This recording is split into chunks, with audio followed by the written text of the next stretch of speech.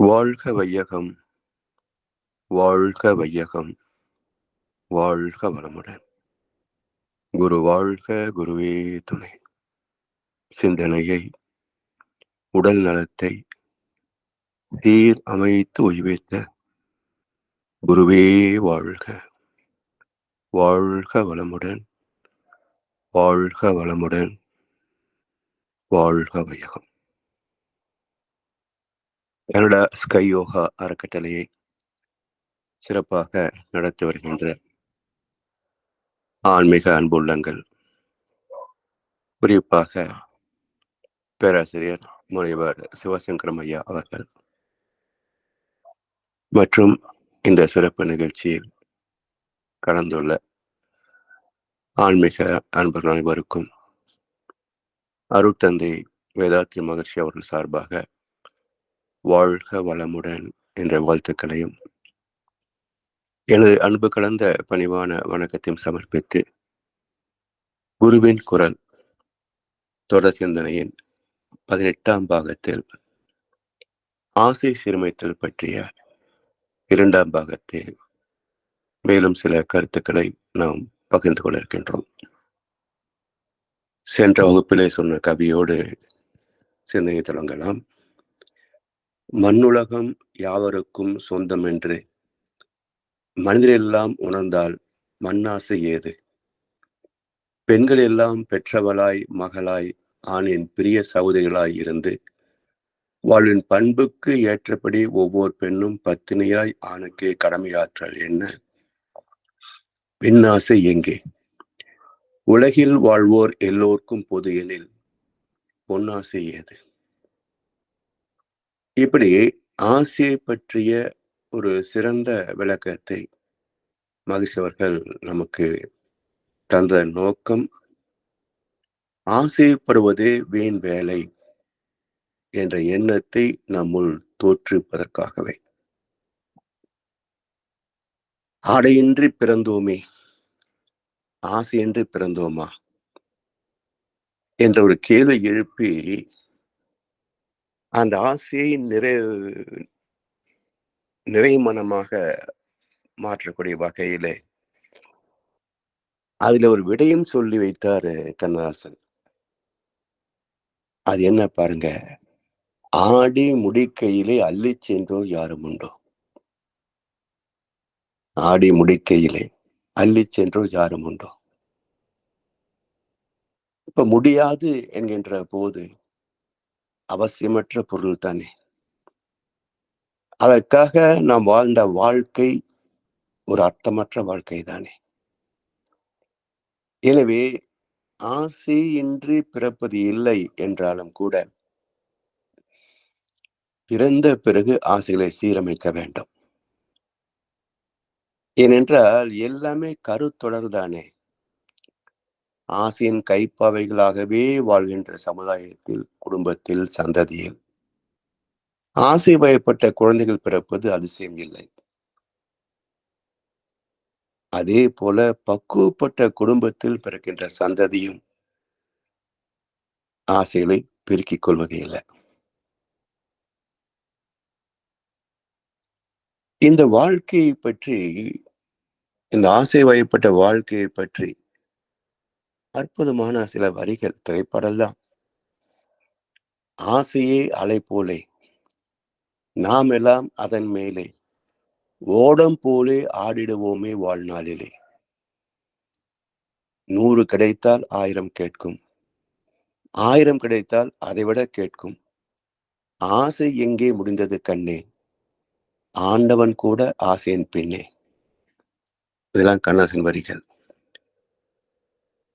பட்டினத்தார்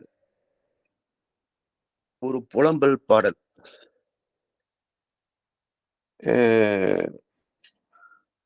மூலம் அறியேன் முடிவும் அறியேன் என்ற ஒரு பாடலில் தொடங்கும். அதுல அவர் இப்படி புலம்புறார் பாருங்க. மண்ணாசை பட்டேனே மண்ணுண்டு போட்டதடா, பெண்ணாசை பொன்னாசை போகுவேனே என்குதே, மக்கள் சுற்றத்தாசை மறக்கேனே என்குதே, திக்கரசாம் ஆசை தீரேனே என்குதே, வித்தை கற்கும் ஆசை விட்டொழியன் என்குதே. சித்து கற்கும் ஆசை சிதையேனே என்குதே. மந்திரத்தில் ஆசை மறக்கேனே என்குதே. சுந்தரத்தில் ஆசை துறக்கேனே என்குதே. காம குரோதம் கடக்கேனே என்குதே. நாமே அரசென்று நாள்தோறும் எண்ணுதே. அதாவது ஆன்மீகத்தில் வந்த பிறகு கூட இந்த மனம் ஆடுகின்ற அவஸ்தைகளை பற்றி பட்டியலிட்டார். மிக அற்புதமாக பல கவிதை எழுதியிருக்கிறாரு. இது ஆசையை பற்றி அவருடைய ஒரு புலம்பல். அடிப்படையில் உலகமே ஆசையில் தான் ஓடிக்கொண்டிருக்கிறது.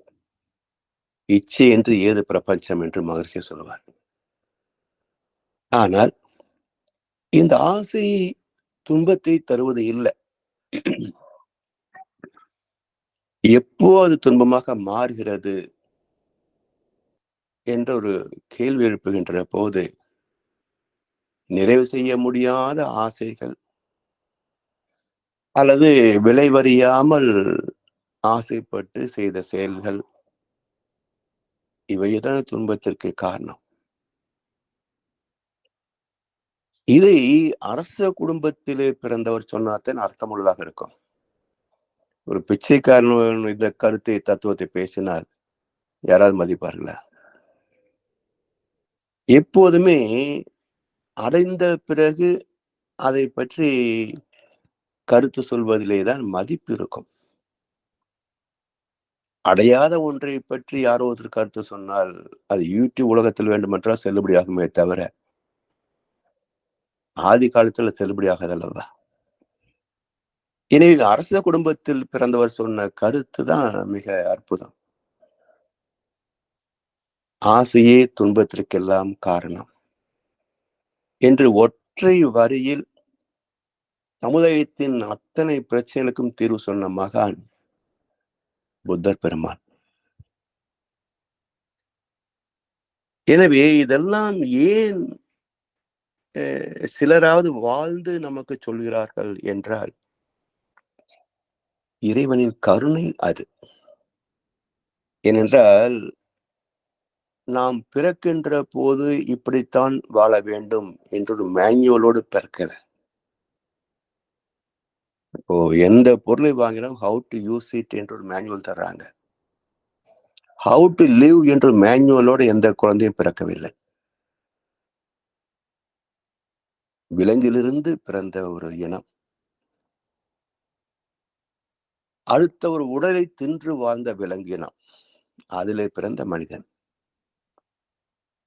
அதனால் அடுத்த ஒரு பொருளை பெறுவதிலே இவனுக்கு வெட்கமே கிடையாது. இப்ப கூட நீயா நானா என்ற ஒரு யூடியூப் சேனல் இருக்கு இல்லையா?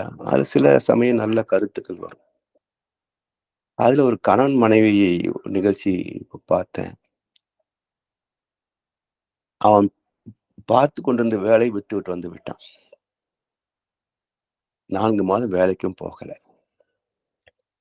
செல்போன் வேண்டும் என்று அடம் பிடித்து அவருடைய தந்தை 6 மாதம் சேமித்து வைத்த பணத்தை, அதாவது சம்பளத்திலிருந்து சேமித்து வைத்த பணத்திலிருந்து உன் செல்போன் வாங்கி வீட்டுல சும்மா உட்காந்து நோண்டிட்டு இருக்கான். இன்னோவா கார் வேணும்னு கேட்டுட்டு இருக்கான். இவனை எல்லாம் விஷம் வைத்து கொன்றால் கூட பாவம் இல்லை. என்ன பிறப்பு இது? அடுத்த ஒரு துன்பத்தை எண்ணி பார்க்க கூட முடியாத தன்னுடைய சுகத்தை மட்டுமே மையமாக வைத்துக் கொண்ட இந்த ஜீவன் இருந்தால் என்ன, செத்தால் என்ன?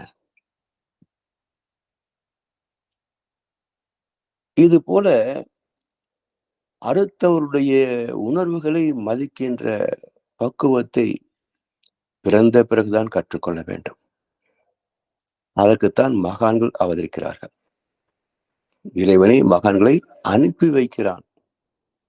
ஏனென்றால் நமக்கு மேன்யுவலோட பிறக்கக்கூடிய வசதியை இறைவன் தரவில்லை அல்லவா? அதனால அந்த மேன்யுவலை தருவதற்காக இறைவனே அவதார புருஷர்களை அனுப்பி வைக்கிறான்.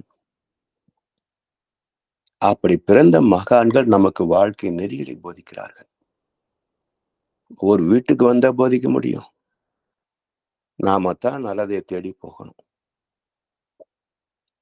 அப்படி தேடி சென்று வாழ்க்கையுடைய நோக்கத்தையும் வாழ்கின்ற வழிமுறைகளையும் புரிந்து கொண்டு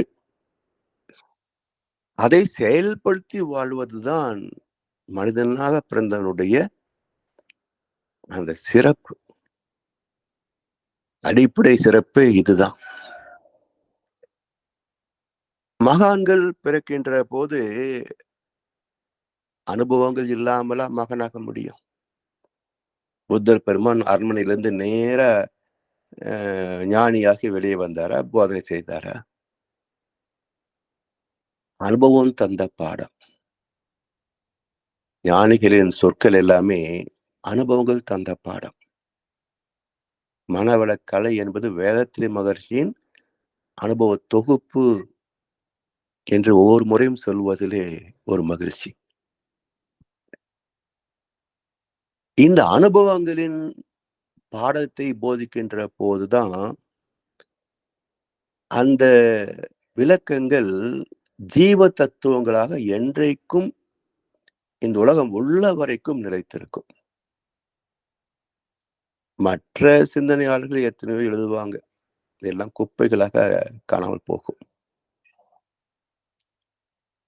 தலைமுறைகள் பல கடந்தும் ஒரு தத்துவம் தொடர்ந்து வருகிறது என்றால் அதனுடைய மகத்துவம், அதில் இருக்கின்ற உயிர் தன்மையை புரிந்து கொள்ள வேண்டும். இப்போ புத்தர் பெற்ற அனுபவம் பாருங்களேன். அரண்மனையில பிறந்தாரு, சரி.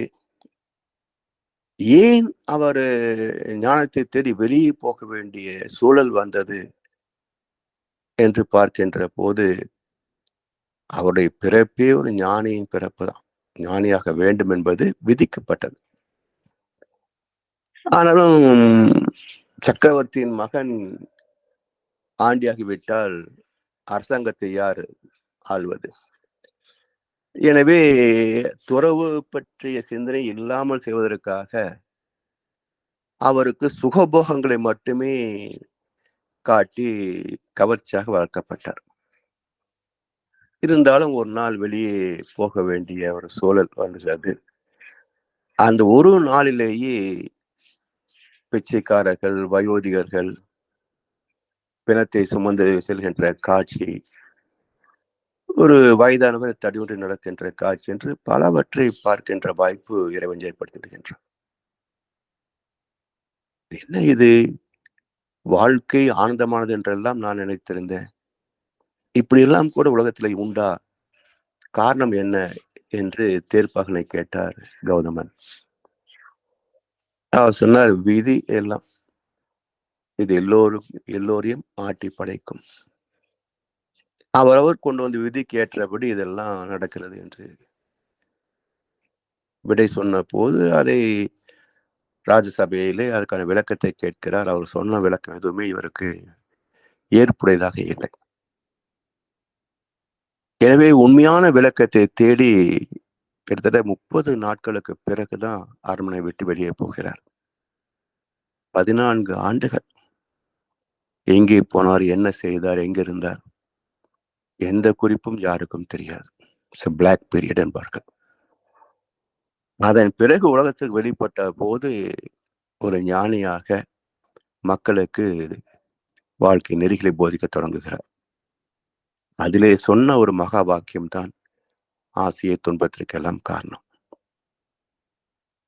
இப்படி மகான்கள் நமக்கு வாழ்க்கை நெறிகளை போதிக்கிறார்கள். அவருடைய கடமையை நிறைவாக செய்கிறார்கள். மனிதனாக பிறந்த நம்முடைய கடமை என்ன என்றால், இப்படிப்பட்ட மகான்களை மதித்து அணுகி அவருடைய ஆசீர்வாதத்தோடு அவர் சொல்லக்கூடிய கருத்துக்கள், தருகின்ற பயிற்சிகள் இவற்றெல்லாம் சிரத்தையோடு முறையாக விடாமுயற்சியோடு செய்து அவர் எட்டிய உச்சத்தை நாமும் எட்ட முடியுமா என்றாவது முயற்சிக்க வேண்டும். அவரு ஞானி மகான், அவர் அப்படி இருப்பாரு, நமக்கெல்லாம் சாத்தியமா என்றால் அங்கு முயற்சியே இல்லை, ஊக்கம் இல்லை. ஊக்கம் இல்லைன்னா எப்படி வெற்றி பெற முடியும்? எனவே ஞானம் பெறுவது என்பது ஒரு எல்லை கோடாக இருந்தாலும் அது நம்மால் எட்ட முடியுமா, முடியாதா என்ற ஒரு கேள்விக்குறி இருந்தாலும், நம் கடமை அறவாழ்வின் நாட்டத்தே சிறக்கட்டும். அவர் அழகா அதுக்கு விடை சொல்றார். நம் கடமை அறவாழ்வின் நாட்டத்தே சிறக்கட்டும்.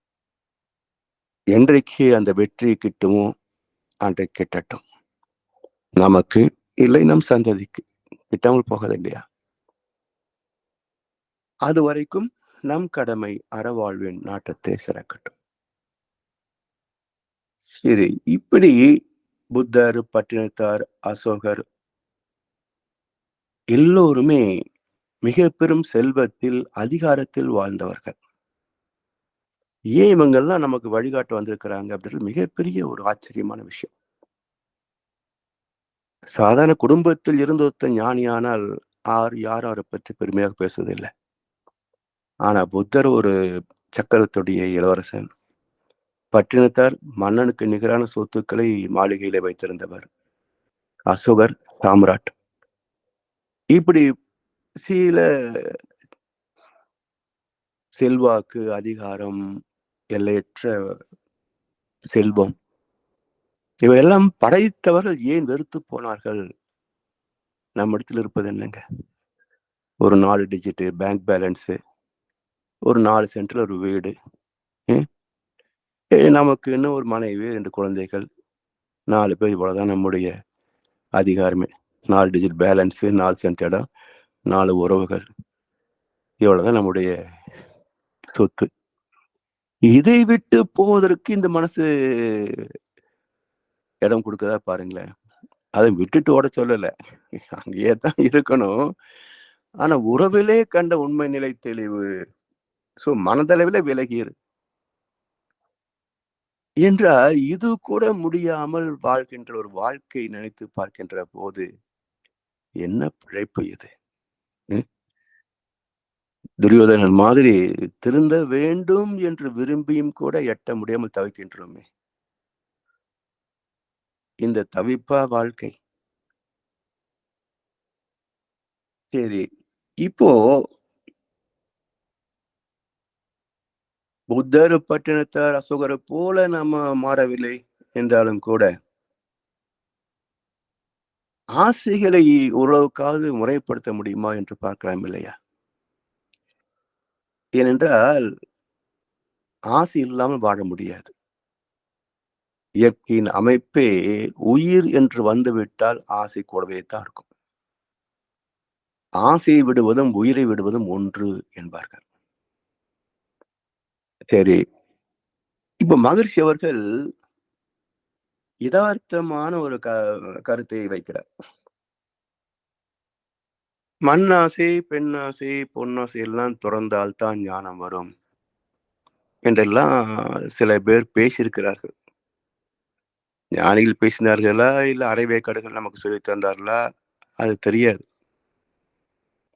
ஆனா இந்த 3 கருத்துக்கள் பரவலாக இருக்கின்றன. இப்ப மகரிஷி ஒரு எதார்த்தமான கேள்வியை வைக்கிறார். மண் மீது பெண் துணையால் பொன் கொண்டே வாழ்கின்றோம். மாற்றுவதேன் மூவாசை. இதுவரைக்கும் நமக்கு ரொம்ப சந்தோஷமா கேட்டுக்குவோம். ஆமாமா, ஆமாமா. அடுத்து வைக்கிறாரு, மதி கொண்டே பயன் பெறுவோம். எல்லாம் தேவைதான். இவை இல்லாமல் வாழ முடியாது.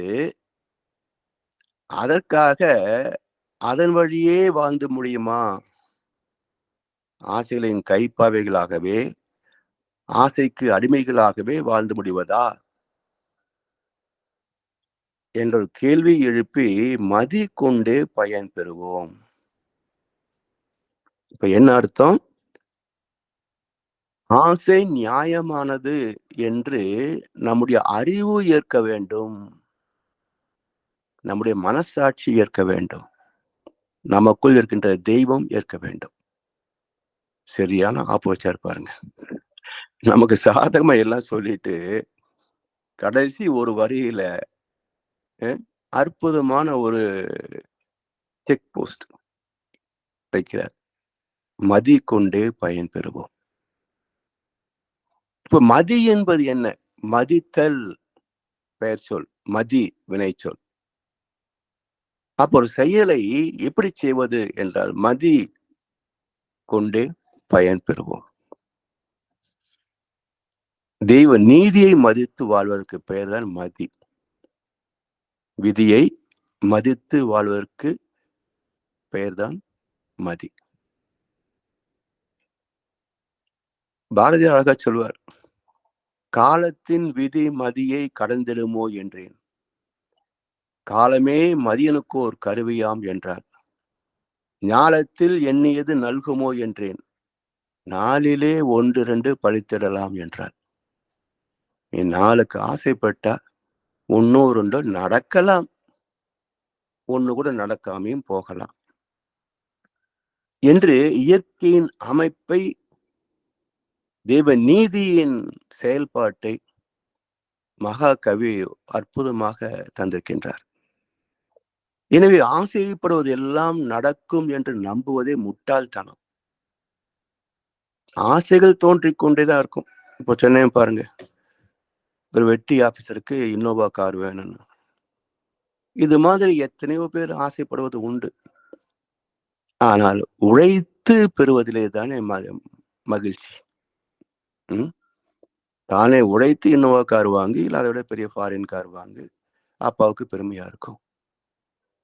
தண்டச்சோத்து தடிராமனா வீட்டுல உட்கார்ந்துகிட்டு எனக்கு காரு கொடு, 2 லட்சம் ரூபாய்க்கு செல்போன் வாங்கி கொடுன்னு சொன்னா, இதெல்லாம் என்ன பிறப்பு?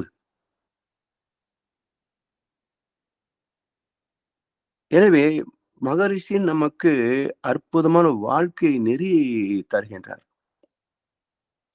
ஏனென்றால் இந்த 3 ஆசைகளை விட்டால் தான் ஞானம் வரும் என்று பேசுகிறார்களே, அந்த மத தலைவர்கள்கிட்டயே 3ம் இருக்குங்க. இல்லையா? ஏகப்பட்ட சொத்து இல்லாத ஒரு மடம் இல்ல. இவர் வெளியே வந்தா சாமின்னு கால் விழுகாத ஆட்கள் இல்ல. அப்புறம் மறைமுகமாக செய்யக்கூடிய லீலைகள் சில பேர்த்து இல்லைன்னாலும் சில பேர்த்துல இருக்கு. பொதுவாக சொல்ல முடியாது, குற்றம் சாட்ட முடியாது. சில இடத்துல இருக்கு, சில இடத்துல இல்ல. எனவே இந்த 3யும் நாம் சிந்தித்து பார்த்து, மண்ணாசை வேண்டாம் என்றால் மண் மீது தான் வாழ முடியும். பெண்ணாசை வேண்டாம் என்றால் தாயென்று பிறக்க முடியுமா? பொன்னாசை வேண்டாம் என்றால் எந்த பொருள் இலவசமாக கிடைக்கும்? பைபிள்ல சொன்னது போல, இலவசமாக பெற்றீர்கள், இலவசமாக கொடுங்கள் என்றார் இயேசுவினார். இலவசமாக தான் பெற்றோம். ஆனா உழைப்பு? அப்ப உழைத்தவன் அடுத்தவனுக்கு இலவசமாக தருவது என்றால், இப்ப அந்த செல்போன் கேட்ட மாதிரி தான் கேட்பானுங்க. ஆசைக்கு எல்லை அதுங்க. அதுவும் உழைக்காமல் பெற முடியும் என்றால், ஆசைகளுக்கு எல்லை கூட இருக்காதுங்க. ஆண்டவன் கூட ஆசையின் பெண்ணே. சரி. இந்த ஆசையினால் துன்பமோ, சிக்கலோ இல்ல. பிறகு எது சிக்கல்? இப்போ வெயில் காலம், கோடை காலம், சரியான வெப்பம். வசதி இருக்கிறது, ஏசி போட்டு விட்டோம். ஆனால் மின்சாரம் தருவது நம் கையில் இல்லையே. அது அரசாங்கத்தின் கையில இருக்கிறது. அது லஞ்சம் ஊழலுடைய கையில இருக்கிறது. எப்படி மிச்சம் மீதி தான் மின்சாரம் வந்து நமக்கு சேரும். இப்போ தூங்குகின்ற நேரத்திலே மின்சாரம் இல்லாமல் போய்விட்டால், வெப்பத்தின் தாக்கத்திலே தூங்குவது கடினம். இப்போ ஏசி நமக்கு கவலை தருகிறதா? இல்ல மின்சாரம் இல்லாம போச்சே என்று அரசாங்கத்தின் மீது கோபம் வருகிறதே, அது நமக்கு கவலை தருகிறதா? இதற்கு முன்பு ஏசியிலே வாழ்ந்தோம் என்ற ஒரு கேள்வி எழுப்பி பார்த்தால், உண்மையிலேயே இயற்கையிலிருந்து மாறுபட்டு வாழ்வதனால் தான் அத்தனை சிக்கல்களும். இந்திய வெப்பத்தட்பத்திற்கு ஒரு ஓலை குடிசையில் இருக்கிற சுகம் மாளிகையில் இருக்காதுங்க. நான் 2லும் வாழ்ந்து பார்த்தவன். ஓலை குடிசையில தூங்கி பாருங்க எப்படி இருக்குன்னு. உடல் ஆரோக்கியம் எப்படி இம்ப்ரூவ் ஆகுது பாருங்க. நாம நம்முடைய செல்வ வளத்தை காட்டுவதற்காக எல்லாம் சமாதி கட்டின மாதிரி கான்கிரீட் கட்டிடங்களாக கட்டிக்கொண்டோம். இது இயற்கை இல்லையே. இது எங்கே தேவையோ அங்கே கட்டணும். கோவை, இந்தியா போன்ற இடங்களுக்கெல்லாம் குடிசைகளே மிக அற்புதம். அத தூங்கி பார்த்தா தெரியும், வாழ்ந்து பார்த்தா தெரியும் என்ன சுகம் என்று. அப்போ எங்கே இருக்கு சிக்கல்? எல்லோரும் மதிக்க வேண்டும் என்று வீடு கட்டினோம். உள்ளே புழுக்கம். அதற்காக ஒரு ஏசியும் வாங்கி மாட்டினோம். மின்சாரமே இல்ல. இப்போ கவலை. தூங்க முடியலையே என்ற கவலை. அப்போ எதிலெல்லாம் நாம் ஆசைப்படுகிறோமோ, அதிலேயே சிக்கல் உருவாகிறது என்பதும் ஒரு உண்மைதானே. அப்ப இதை புரிந்து கொண்டு விட்டோம் என்றால்,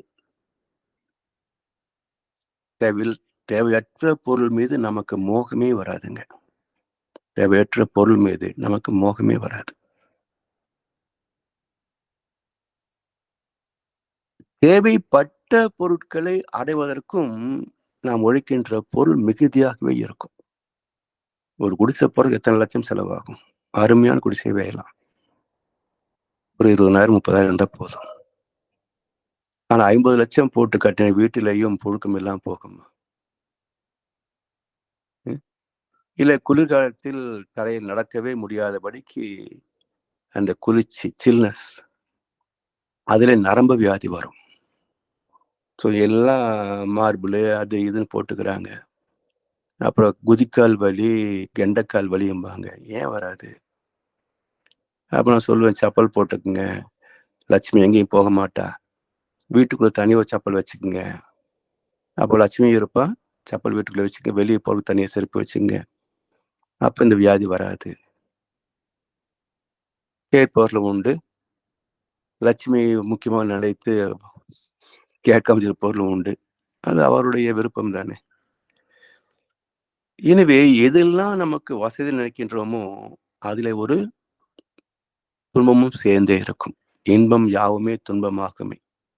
இதுதான் வாழ்வின் அனுபவமே என்றார் கண்ணதாசன். சரி, இப்போ இதை எப்படி பிறகு வாழ்வது? இப்படி வெறும் குடிசையிலே வாழ்ந்துட்டு பிச்சைக்காரன் இருந்தா அப்புறம் வளர்ச்சி என்பது எப்படி? மற்ற நாடுகளோடு போட்டி போடுவது எப்படி? பொருளாதார வளர்ச்சி எப்படி? இதெல்லாம் பல பேர் கேள்வி கேட்பார்களே. ம்.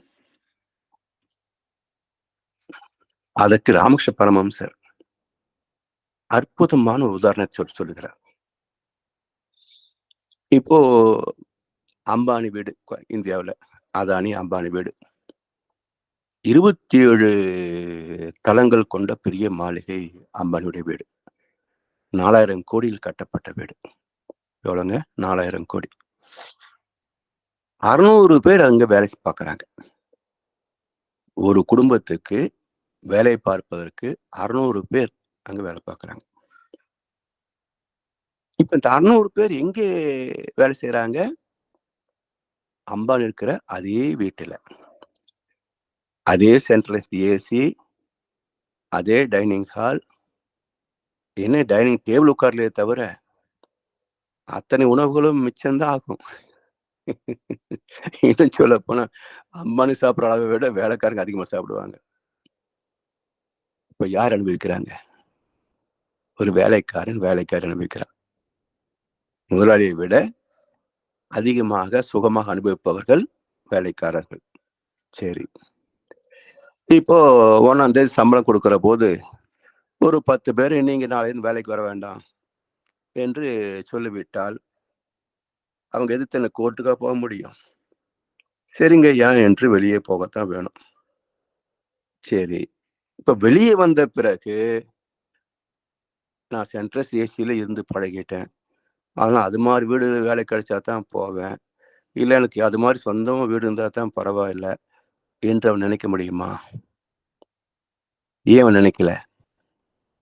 ஏனென்றால், அந்த மாளிகை வாசம் தனக்கு சொந்தம் இல்லை, நிரந்தரம் இல்லை என்றது அந்த வேலைக்காரர்களுக்கு தெரியும். எப்போ சீட்டு கிழிச்சாலும் வெளியே போய்த்தான் ஆக வேண்டும் என்பது அந்த வேலைக்காரர்களுக்கு தெரியும். அதே போல இந்த உலகம் என்ற ஒரு பெரிய பங்களா. இதுல எல்லாம் வசதிகளோடு நாம் வாழ்ந்தாலும், இது நமக்கு சொந்தம் இல்லை என்ற எண்ணம் இருந்தது என்று சொன்னால், எந்த இழப்பும் நமக்கு பாதிக்காது. எந்த இழப்பும் நம்மை பாதிக்காது. பெரிய பெரிய நிறுவனங்கள் லாஸ் ஆகுது. என்ன சொல்றாங்க? சாமி சொல்றாங்களே, "வந்ததுதான் போகுமே அல்லாது, வரும் முன்னே இருந்த ஒன்று போவதுண்டோ?" எல்லாம் நம்ம பொறந்ததுக்கப்புறம் சம்பாதிச்சது தானே! அப்ப இங்கே சமுதாயத்திலிருந்தே எடுக்கப்பட்டது, அங்கேயே போச்சு. எந்த பொருளாவது காணாம போக முடியுமா? அழிந்து போக முடியுமா? முதல்ல கார் என் பேர்ல இருந்து ஆர்சி புக்கு. இப்ப அடுத்தவங்க பேர்ல இருக்குது. முதல்ல வீடு பத்திரம் என் பேர்ல இருந்து இப்ப அடுத்தவங்க பேர்ல இருக்குது. வீடு அங்கத்தான் இருக்கு, கார் அங்கத்தான் இருக்கு. எதுவும் அழிந்து போகவில்லை என்று சிரித்துக் கொண்டே சொன்னார் மகரிஷி. இப்படி வாழ்க்கையின் நிலையாமையை புரிந்து கொண்டு பிறகு ஆசைப்பட்டோம் என்றார். அந்த ஆசைகள் நிராசையாக மாறுகின்ற போது வருத்தம், ஏமாற்றம் எதுவுமே இருக்காது. அதுதான் ஆசை சீர் அமைத்தல். சீர் என்றால் தெய்வ நீதி, இயற்கை சட்டம் என்று பொருள். எல்லாமே ஒரு சீர்மையோடு நடந்து கொண்டிருக்கிறது. காலையில் மலரும் தாமரை பூ, அந்தி கருக்களில் மலரும் மல்லிகை பூ, இரவில் மலரும் அல்லிப்பூ, 12 ஆண்டுகளுக்கு ஒரு முறை மலரும் குறிஞ்சிப்பூ. ஏதாவது காலம் தவறுகிறதா பாருங்க. அப்ப எல்லாமே இயற்கையின் விதிக்குள் கட்டுப்பட்டுத்தான் வாழ்கின்றன. இப்ப நம்ம எது கட்டுப்படுத்துகிறது? ஆசைப்பட்ட அனைத்தையும் வாங்கக்கூடிய வசதி உள்ளவர்களும் இருக்கிறார்கள். ஆசைப்பட்ட உணவு கூட வாங்க முடியாதவர்களும் இருக்கிறார்கள். ஆனால் இறைவன் படைப்பு ஒன்று என்றுதான் பேசுகிறார்கள். எல்லா மனிதர்களும் இறைவனால் படைக்கப்பட்டவர் என்று பேசுறாங்க.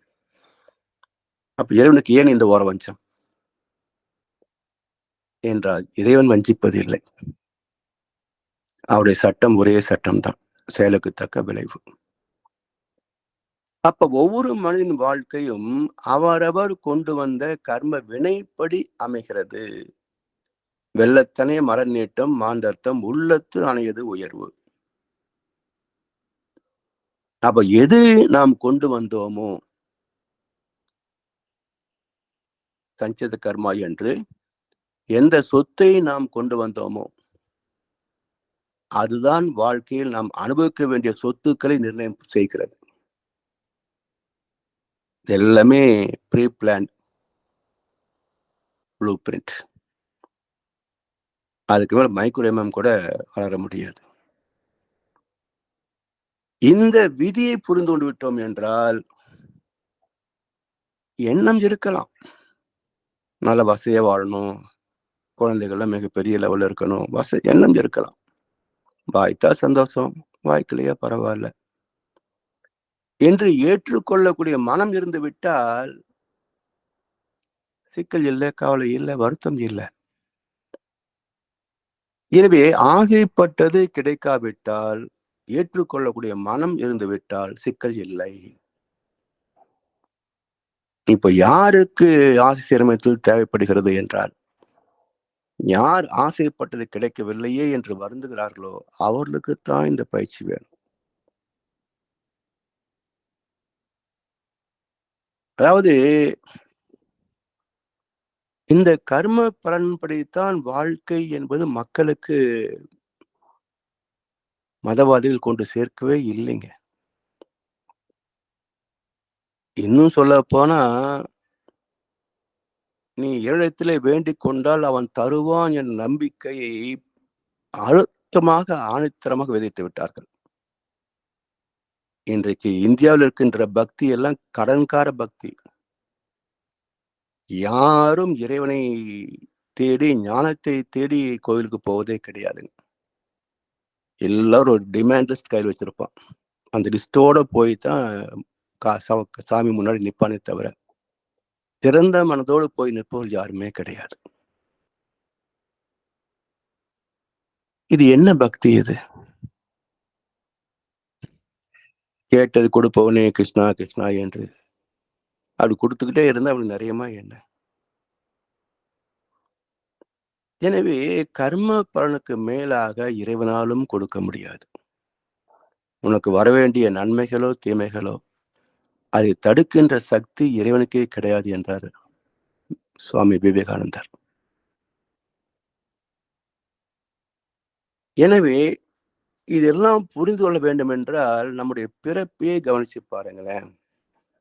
தந்தை தாய் ஈர் உயிரும் ஒன்று சேர்ந்து தழைத்து ஒரு உடலாகி உலகில் வருகிறோம். உருவான கருவு எனக்கு இன்னென்னது வேண்டும் என்று கேட்டா ஒரு உடல் வளர்ந்தது. ஒரு செல் கூடி தோன்றிய ஒரு கரு. ஏறக்குறைய 3 கிலோ அளவுக்கு எடையுள்ள ஒரு அற்புதமான மனித வடிவம். ஒரு மழலை பிரசவமாகிறது. எதை கேட்டு பெற்றது? கேட்காததால் எது கிட்டாமல் போனது? நம்முடைய பிறப்பையே யோசித்து பார்த்தால் எதுவுமே நம் கையில் இல்லை. எல்லாமே இறைவன் கையில் தான் இருக்கிறது. இயற்கையின் கையில் தான் இருக்கிறது. அப்ப பிரசவமாகின்ற வரைக்கும் இந்த உடலை கட்டுவதற்கு தேவையான அனைத்தையும் தந்த இறைவன் பிறந்த பிறகு இந்த உடல் வாழ்வதற்கு தேவையானவற்றை தரமாட்டானா? அதாவது கேளுங்கள் தரப்படும். பைபிள்ல மிக பிரபலமான ஒரு ஒரு சாமியம், ஒரு கோட்டிங். கேளுங்கள் தரப்படும்.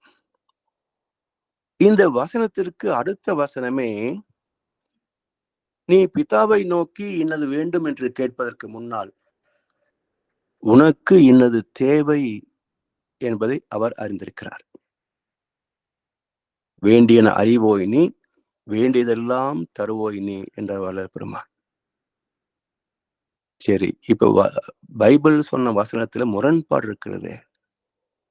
கேளுங்கள் தரப்படும் நீங்க, அடுத்த வசனத்திலேயே நீ கேட்பதற்கு முன்னால் அவருக்கே தெரியும் என்கிறீர்கள் என்றால் கேட்பதா வேண்டாமா?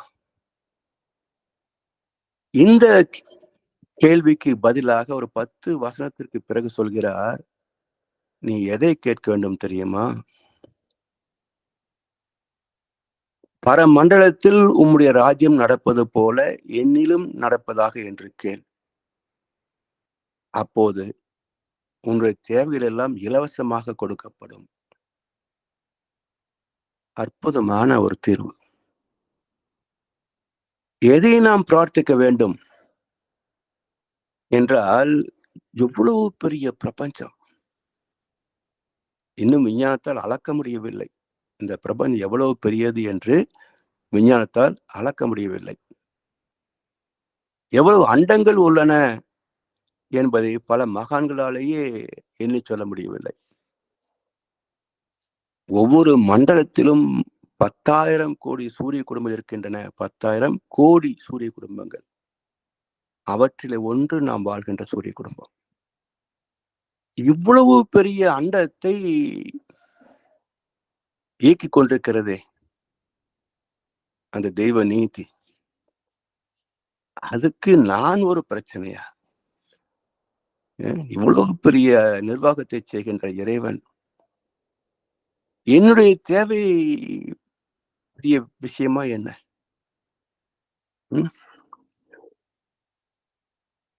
அப்போ அந்த எப்படி அந்த நிர்வாகம் நடக்கிறதோ, அதாவது அத்தனை தோற்றங்களுக்கும் இயக்கங்களுக்கும் ஜீவன்களுக்கும் தேவையான அனைத்தையும் தந்து அதை முறையாக இயக்கி காத்து ஒரு நாள் முடித்தும் வைத்துக் கொண்டிருக்கிறதோ, அந்த தெய்வ நீதி என்னிலும் இருப்பதாக என்று கேள். என்னாகும்?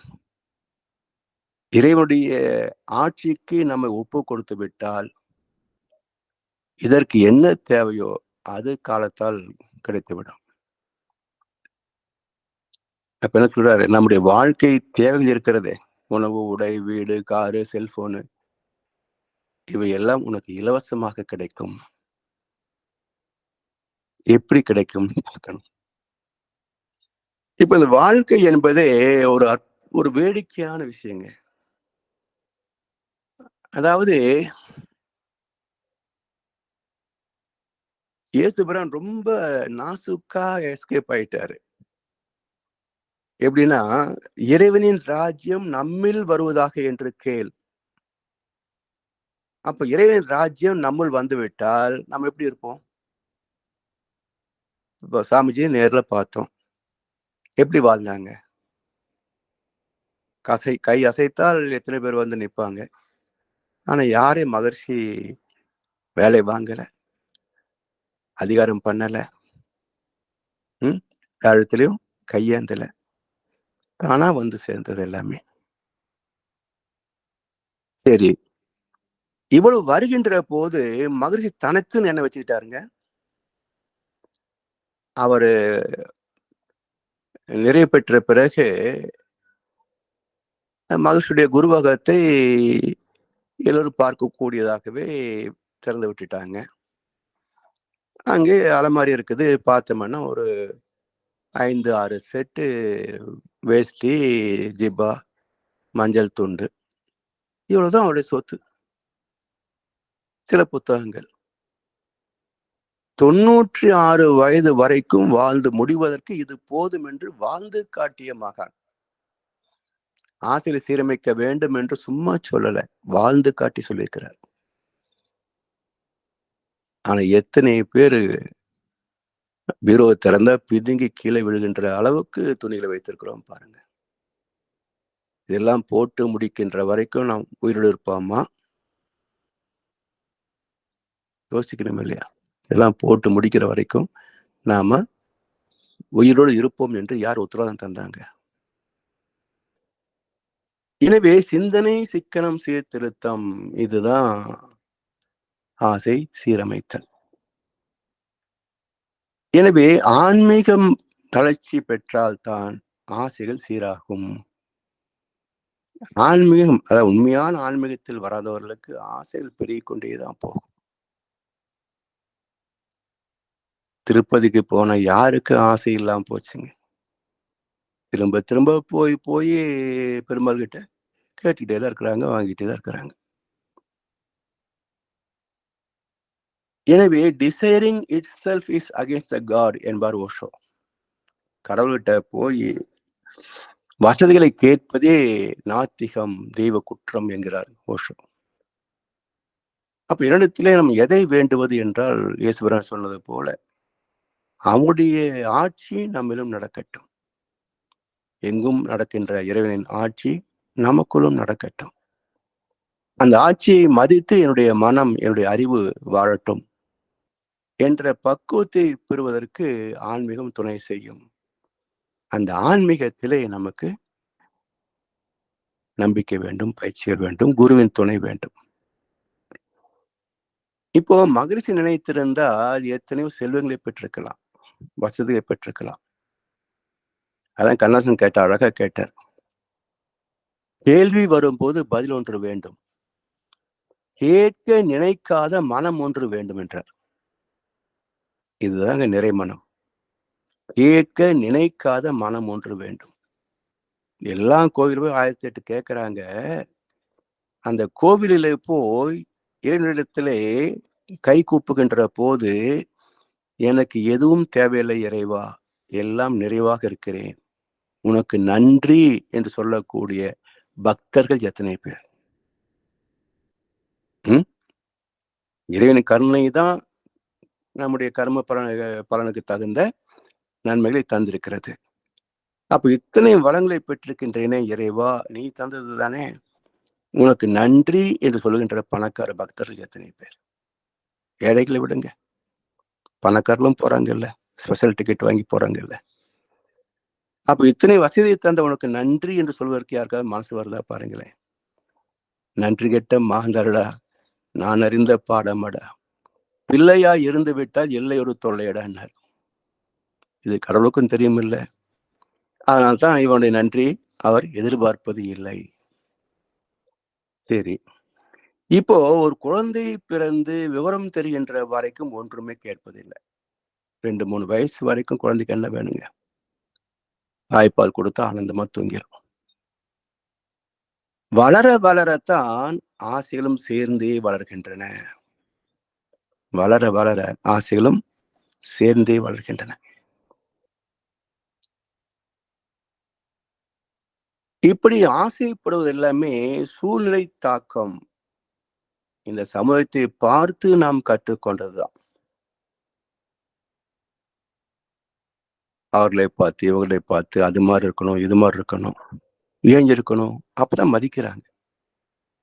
அப்ப சமுதாயத்தின் அங்கீகாரத்தை எதிர்பார்த்து தான் மக்கள் அதிகாரத்திலே, செல்வத்திலே சேர்க்க வேண்டும் என்று போட்டி போடுகிறார்களே தவிர, இந்த மதிப்பு என்பதை தவிர்த்து விட்டால் யாருமே இதில நாட்டம் கொள்ள மாட்டாங்க. இப்ப அமெரிக்கா மாதிரி நாடு பாருங்களேன். பிரசிடென்ட் வந்து ஒரு லிஃப்ட்ல போறதா இருந்தாலும், அந்த லிஃப்ட் மேன் வணக்கம் சொல்றாரு. கை குலுக்குறாங்க 2 பேருமே. யாரும் தாழ்வாக நினைக்கிறது இல்ல. இப்போ 8 ஆண்டுகள் பிரசிடென்ட்டாக இருந்தார் ஒபாமா. பதவி விட்ட பிறகு சாதாரண மக்களோட சேர்ந்து அவர் பாட்டுக்கு ஒரு விழாவுல வர்றாங்க, போறாங்க. யாருமே அவர சுற்றி விசிறிகள் எல்லாம் யாருமே கிடையாது. மலேசியால நான் போயிருந்தபோது, நான் தங்கியிருந்த வீடு ஒரு எம்பி உடைய வீடு. ஆனா ஹோட்டலுக்கு போறபோது நான் மட்டும் போனோம். காசு குடுத்து தான் சாப்பாட்டுக்கு டோக்கன் வாங்கணும். போய் உட்கார்றோம். இன்னொரு எம்பி ஸ்கூட்டர்ல வந்து இறங்குறாரு. அவரும் காசு குடுத்து தான் ஒரு சாப்பாடு டோக்கன் வாங்கிட்டு வந்து உட்கார்ந்து எங்களோட பேசிக்கிட்டு சாப்பிட்டுட்டு போனாரு. ஆனா இந்தியாவுல கவுன்சிலர் கூட 10 பேர் சுத்தி வராம வெளிய வர்றதில்லையே! அப்ப இந்த இந்த பண்பாட்டெல்லாம் யார் உடைப்பது? இந்த ஹீரோ வொர்ஷிப்ன்னு சொல்லுவாங்க பாருங்க. இதுதான் இந்தியாவுடைய பலவீனமே. இதை தூக்கி எறிந்து விட்டோம் என்று சொன்னால், யாருமே சொத்து, பதவி மேல மோகம் கொள்ளவே மாட்டார்கள். அப்ப சமுதாயத்தை வழிநடத்துகின்ற சில பண்புகள் தான் பண்பாடே தவிர, இப்படி சொத்துக்கும், பதவிக்குமே அலைவது என்று ஒரு பண்பாட்டை உருவாக்கி விட்டால், இங்க என்ன மிச்சமாகும்னு நினைக்கிறீங்க? இந்தியாவை மேய்ப்பது அவ்வளவு எளிதான விஷயமே கிடையாதுங்க. உலகத்தில் எந்த நாட்டையும் ஆண்டு விடலாம். ஆனா இந்தியாவை ஆள்வது அவ்வளவு எளிதான காரியம் அல்ல. சரி, இப்போ ஆசைகள் பேராசைகளாக மாறுகின்ற போதுதான் துன்பத்தை தருகிறது என்று சென்ற வகுப்பிலே நாம் பார்த்தோம். இது எப்படி சீர் அமைப்பது என்ற ஒரு வகையை பேசுகின்ற போது மகரிஷி சொல்றாங்க, நாம் ஆசைப்படுவதெல்லாம் பெற முடியுமா என்று நம்ம யோசிக்கணும். அதாவது இப்ப எப்படி எண்ணம் ஆராய்தலுக்கு ஒரு பட்டியல் போட்டோமோ, அதே போல ஒரு துரியதம் ஏற்றிவிட்டு ஒரு காகிதத்தையும் பேனாவும் எடுத்து வைத்து, நமக்கு என்னெல்லாம் ஆசைகள் உள்ளன என்று பட்டியல் எழுதணும். இதிலே அதிகமாக நம்மை அடிக்கடி தாக்கக்கூடிய ஆசைகள் என்ன என்பதையும் வரிசைப்படுத்தணும். முதல்ல பட்டியல் எழுதணும். பிறகு அதனுடைய முக்கியத்துவத்தை பற்றி அடிப்படையாக வைத்துக்கொண்டு அதை வரிசைப்படுத்தணும். இப்ப வரிசைப்படுத்திய பிறகு இதை ஒரு ஒரு ஒரு டேபிள் குடுக்குறார். இது அவசியம் தானா? இதை செயல்படுத்தினால் என்னென்ன விளைவு வரும்? இப்படியெல்லாம் ஒரு சாமியத்தை தருகிறார். இப்போ ஆசையே இல்லை என்று வைத்துக் கொள்ளுங்களேன். இத்தனை பொருளாதார வளர்ச்சி ஏற்பட்டிருக்குமா? மனித வாழ்க்கை இலகுவாக அமைந்திருக்குமா பாருங்க.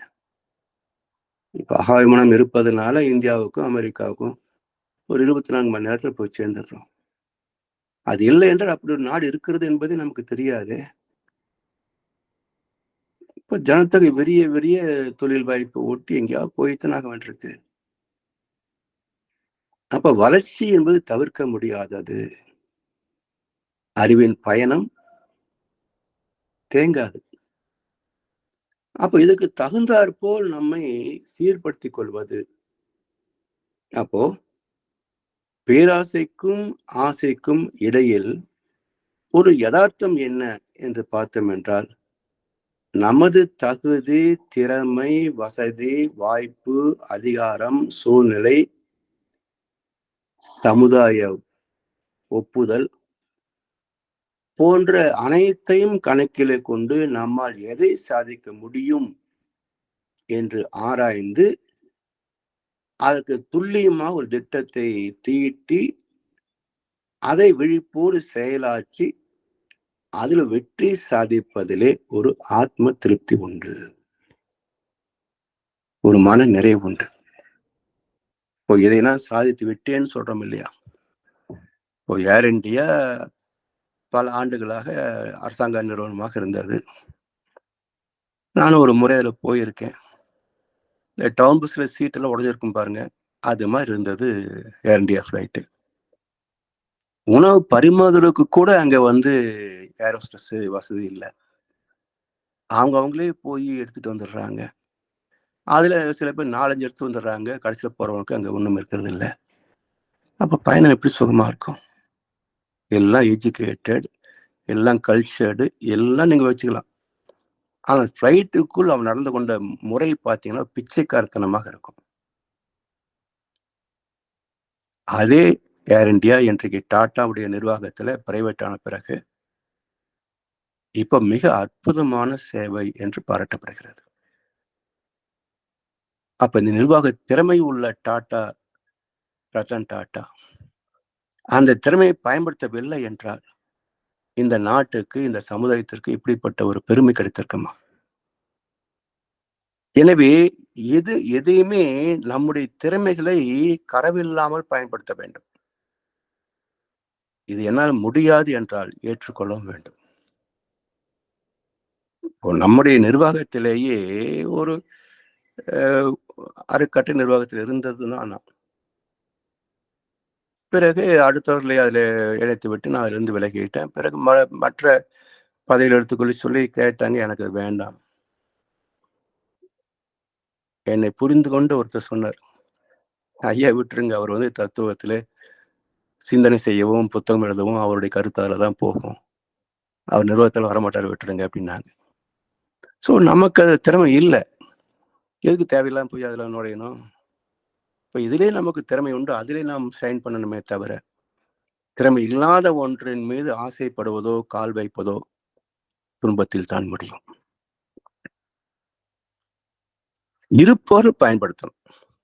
பொருளாதாரமாகட்டும், ஆன்மீகமாகட்டும், விளையாட்டுத்துறையாகட்டும், எத்தனையோ துறைகள் வாழ்க்கைக்கு அமைந்திருக்கிறது.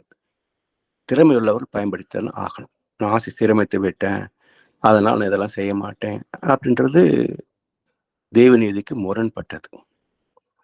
எனவே நம்முடைய ஆசையை வெற்றிகரமாக முடிக்கக்கூடிய அளவிலே செயலாற்ற வேண்டும்.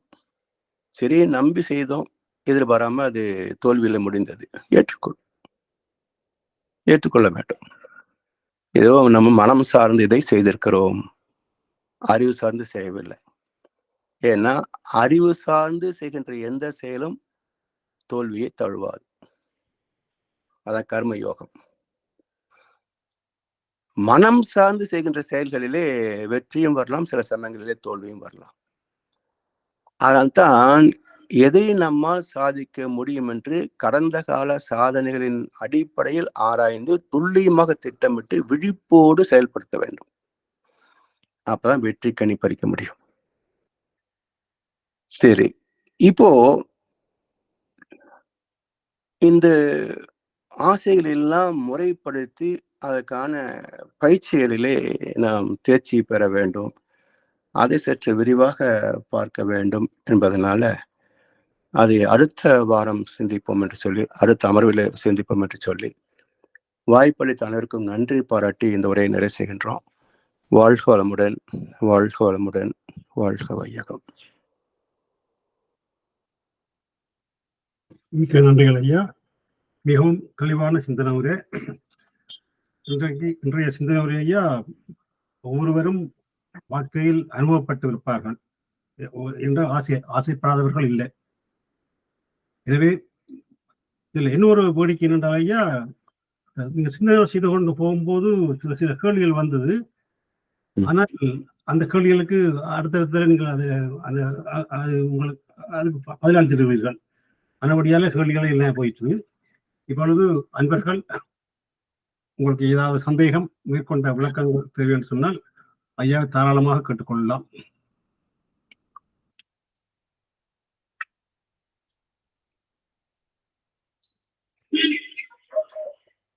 சுவையா இருக்கிறீங்களோ?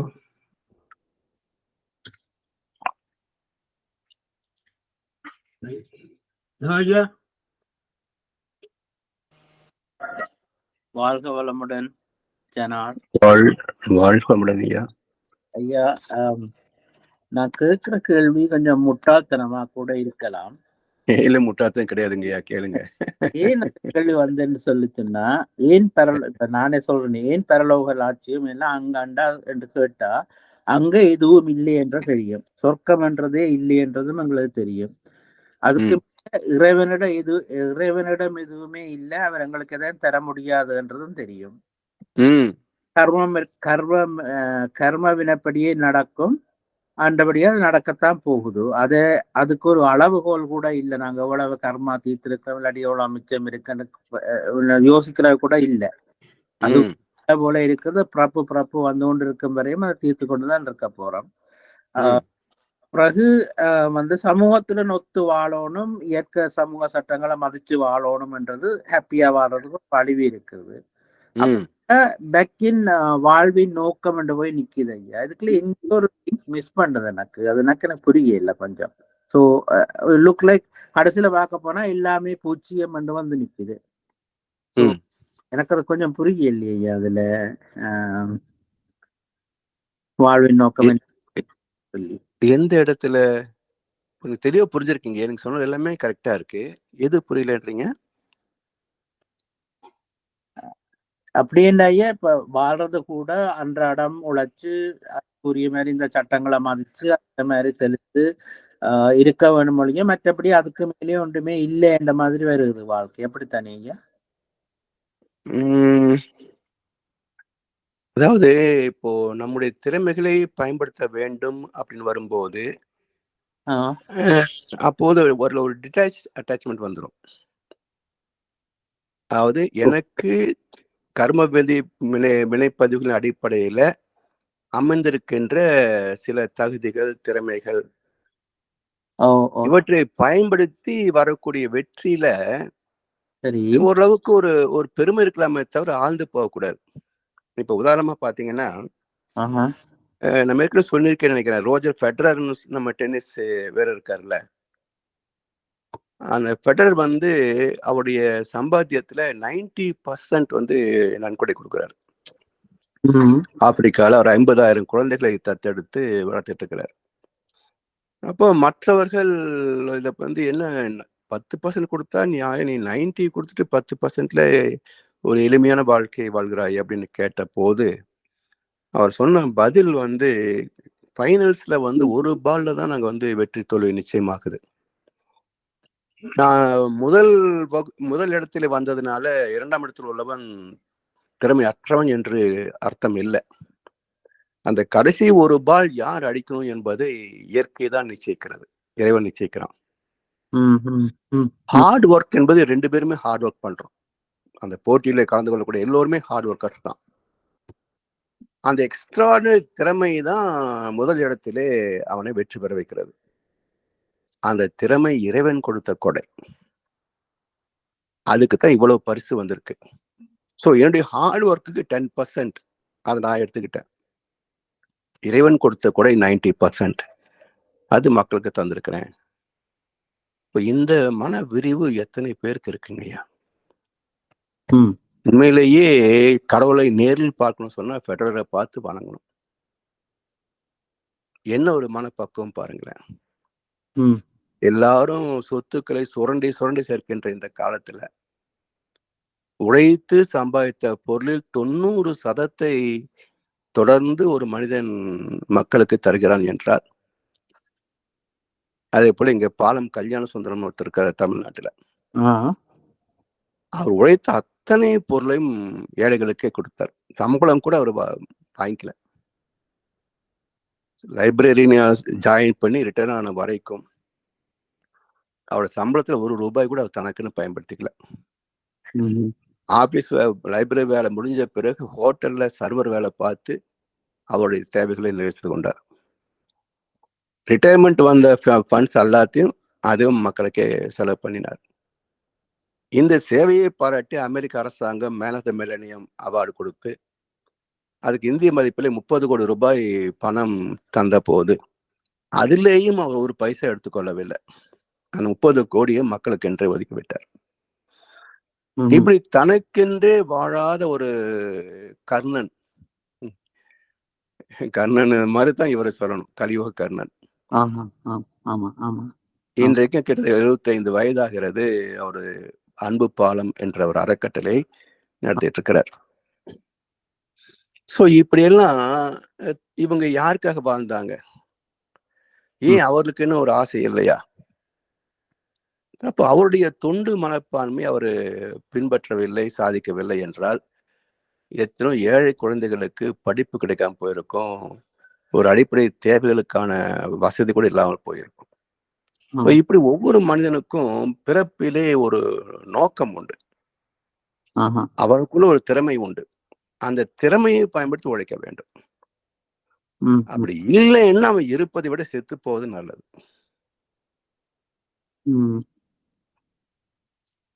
புரியுது ஐயா. நன்றி ஐயா. நன்றி. நன்றி ஐயா. வணக்கம். ஏன்னா நீங்கள் கேட்ட கேள்வி நல்ல ஒரு கேள்வி ஐயா. எதையும் சொல்றேன்னு சொன்னால் யாரும் இது சின்ன கேள்வி கேட்கலாமோ கேட்கக்கூடாதோ அப்படி எப்படி இதையும் யோசிக்க தேவையில்லை. காரணம் ஐயா எந்த கேள்வியா இருந்தாலும் விளக்கமா தெளிவான விளக்கம் தருவார். அது மாத்திரமில்லை, நீங்கள் கேட்கிற கேள்வியிலிருந்து நாங்களும் பாடம் படித்துக் கொள்கின்றோம். எனவே நீங்கள் தயக்கமின்றி உங்களுக்கு சந்தேகம் இருந்தால் கேட்டு தெளிந்து கொள்ளலாம்.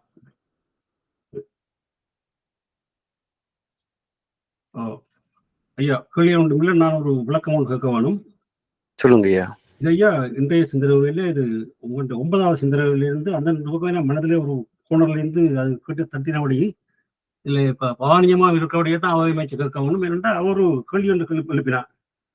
அதாவது எனக்கு சரியா ஞாபகம் இல்லை, அது எப்படி என்று சொன்னால், இந்த அவர் சமைச்சு கொண்டிருக்கிற அப்படி ஒன்று சொல்லி அவர் ஹஸ்பண்ட் செல்வாயா சின்னவரை கேட்டு கொண்டிருப்பார். அப்ப அவர் அவவே நீ அந்த ஏதோ அப்படின்னு சொல்லி அப்படி ஒரு கேள்வி ஒன்று வந்தது. அதுல இருந்து எனக்கு மனதில் தட்டிச்சு அப்படின்னு சொன்னால், இப்ப பாருங்க, நான் எல்லாம் தவறாமல் சிந்தனை எல்லாம் கேட்கிறேன், எல்லாம் சிதற்றே இருக்கிறேன். என்னுடைய மனைவி அது காரணம் என்னன்னு சொன்னால், மற்றவையெல்லாம் மனைவி பார்த்துக் கொள்வா, சாப்பாடு தானத்துல இருந்து சாப்பாடு செய்யறா, அதெல்லாம் நடந்து கொண்டே அங்கே இருக்கும். அதை பற்றி சிந்தித்ததே கிடையாது. அப்ப நான் இந்த ஆத்மீயத்துல தெளிவாக ஒரு ஒழுங்காக போறதுக்கு அவ ஒரு மெயின் காரணம் என்று அவ எல்லாம் மெட்ட விலையெல்லாம் செய்து சாப்பாடெல்லாம் தந்து அப்படி தான் எனக்கு இப்படி இருக்கக்கூடிய இருக்கு. அப்ப இப்ப நான் இதுகள் எல்லாத்தையும் கேட்டு அந்த வார பலன் எனக்கு மாத்திரமோ இல்லாட்டி அவருக்கும் போகுமோ, அது ஒரு கேள்வி. அப்ப அவருக்கு அது இப்ப நீங்க எப்படி சொன்னீங்கன்னு சொன்னா, அதாவது இல்ல அது இப்ப உனக்கு பயிற்சி நீதான் சாப்பிட வேணும், அவ சாப்பிட முடியாது, அப்படி ஒரு ஆன்சர் சொன்னீங்கன்னு சொன்னால் மனதில் ஒரு கில்ட்டியா இருக்கும். அவங்கள்ட்ட உழைப்பு வச்சு நான் பலனடைகிறேன்னு சொல்லி. அப்ப இதுக்கு ஒரு தெளிவான விளக்கத்தை நீங்க தர வேணும். அதாவதுங்கய்யா, நபிகள் நாயகத்துக்கிட்ட ஒருத்தர் கேட்கிறார், நான் உழைத்து என்னுடைய குடும்பத்தை காப்பாற்றிக்கிட்டு அண்ணனுடைய குடும்பத்துக்கு உதவி செய்யறேன். என்னுடைய அண்ணனும் எப்பவும் ஆன்மீகம் பக்தி என்று சொல்லி பிரார்த்தனையிலேயே இருக்கிறாரு. இப்ப எனக்கு என்ன ஒரு கவலைன்னா, அண்ணன் சொர்க்கத்துக்கு போயிடுவாரு, நான் அந்த இடத்தை எட்ட முடியாம போயிருமோ என்ற ஒரு கவலை எனக்கு இருக்குது என்று நபிகள் இடத்துல கேட்கிறார். அப்ப நபிகள் சொல்வாரு, உங்க அண்ணன் சொர்க்கத்துக்கு போவனோ இல்லையோ தெரியாது, நீ நிச்சயமாக போவாய். ஏன் அப்படின்னா, யார் ஒருவன் தன்னுடைய கடமைகளை நிறைவாக செய்து கொண்டு அடுத்தவருடைய கடமையும் தன் கடமையாக ஏற்று அவர்களுக்கு தொண்டு ஆற்றுகிறானோ அவனுக்கு நிச்சயமாக தெய்வத்தின் அனுகிரகம் கிடைக்கும் என்பது அவர் நபிகள் சொல்றார். அதே போல குடும்பத்திலே ஒவ்வொருத்தருக்கும் ஒவ்வொரு கடமை இருக்கு. நீங்க ஆன்மீக பயிற்சி செய்துதான் ஞானம் பெற வேண்டும் என்ற கட்டாயம் ஒன்றும் கிடையாது. பட்டினத்தாருடைய வாழ்க்கையில பாத்தீங்கன்னா, இவரு காதற்ற ஊசியும் வரதகன் கடைவழிக்கு என்று கேட்ட உடனேயே கோவணத்தை கட்டிட்டு சன்னியாசியை போறேன்னு போயிட்டார். அங்கே மடத்துல போனாரு, தீட்சை பெற்றாரு, சில காலம் பயிற்சி பண்ணாரு. அப்புறம் அவங்க என்ன பண்ணினாங்க, நீ பிச்சை எடுத்து வாழ்ந்து கொண்டு மிச்ச ஞானத்தை தேடணும் என்று வெளியே அனுப்பி விட்டுறாங்க. அப்போ முதல் பிச்சையை தாயிடத்துல எடுக்கலாம் என்று பட்டினத்தார் நேர வீட்டுக்கு வந்து தாயை பிச்சை எடுங்கள் என்று கேட்கிறார். அந்த அம்மா வெறும் கையோடு வந்து நிற்கிறாங்க மகனை பார்த்துட்டு. பட்டினத்தார் ஒரே ஆச்சரியம்.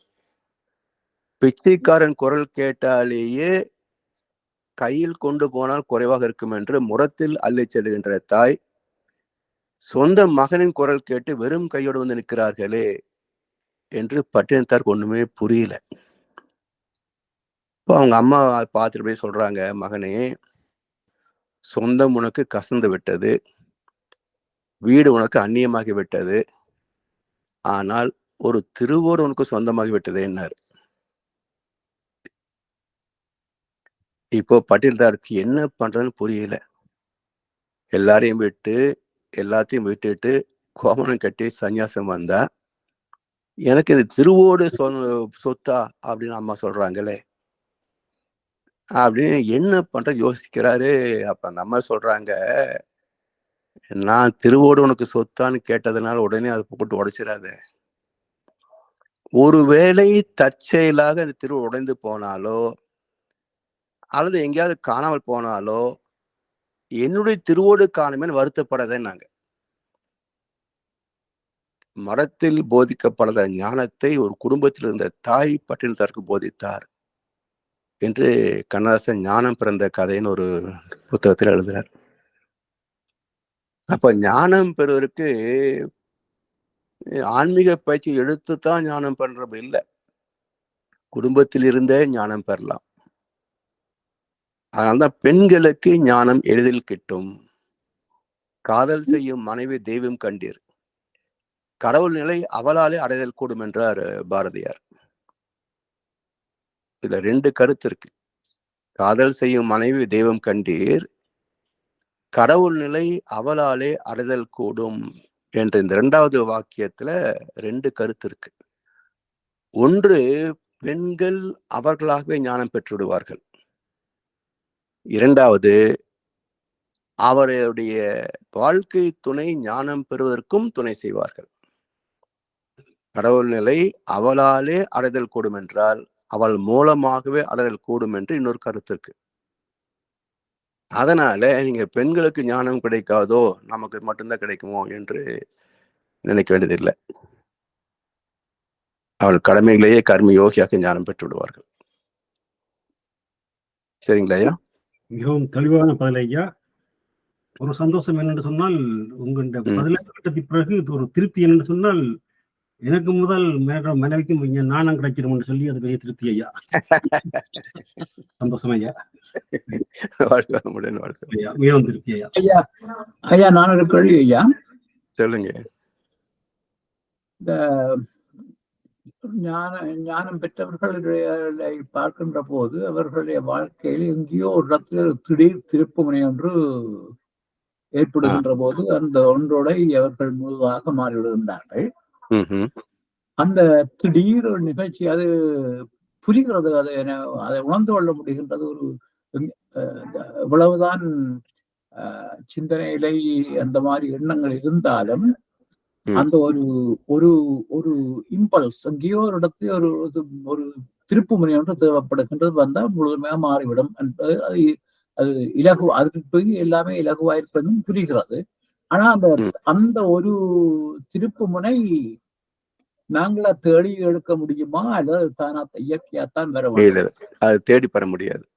சொல்லிக் கொள்ள முடியாது. அது இறைவன் தருகின்ற, அதாவது அந்த கர்ம பலன் படி ஏற்படக்கூடிய ஒரு திருப்புமுனை. அது நாம உருவாக்க முடியாது. நாம உருவாக்க முடியாது. உருவாக்க முடியாது. அந்த திருப்பு முனையில வரக்கூடியதுதான் அற்புதமான ஒரு வெற்றியாக அமையும் அப்படின்றது என்னுடைய கருத்துங்க. ஏன்னா தானாக ஞானத்தை தெளிவர்களை விட இந்த திருப்பு முனையில வாழ்க்கையை மாற்றி அமைத்தவர்கள் அதுல ஒரு நல்ல ஒரு உச்சத்தை தொடுகிறார்கள் அப்படின்றது ஒரு சரித்திரமே இருக்கு. அதுல நிறைய கருத்துக்கள் இருக்கு. இப்போ புத்த பெருமான், அசோக சக்கரவர்த்தி, பட்டினத்தார், அருணகிரியார், திருநீலகண்டர், இப்படி சில ஞானிகள் எல்லாமே ஒரு திருப்பு முனையிலே அந்த வாழ்க்கையே பழைய வாழ்க்கைக்கும் இதுக்கும் சம்பந்தமே இல்லை என்ற அளவிலே ஒரு மாற்றத்தை சந்தித்தவர்கள்.